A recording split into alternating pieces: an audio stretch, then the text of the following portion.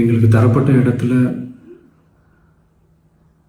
நாங்கள் போய் அந்த அந்த ஸ்பாட்டில் நின்று நாங்கள் பேசிட்டு வந்தோம். அதை தாண்டி எந்த தவறும் எங்கள் சைடில் நாங்கள் எதுவுமே செய்யலை.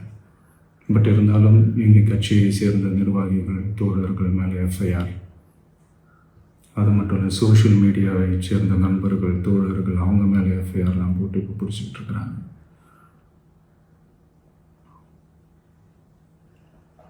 சிஎம் சார், உங்களுக்கு ஏதாவது இந்த பழி வாங்கணும் அப்படின்ற எண்ணம் ஏதாவது இருந்துச்சுன்னா என்ன வேணாலும் பண்ணுங்க. அவங்க மேலே கை வைக்காதீங்க. நான் ஒன்று வீட்டில் இருப்பேன், இல்லை நான் ஆஃபீஸில் இருப்பேன்.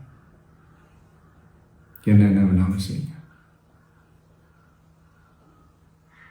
நண்பர்களே, தோழர்களே,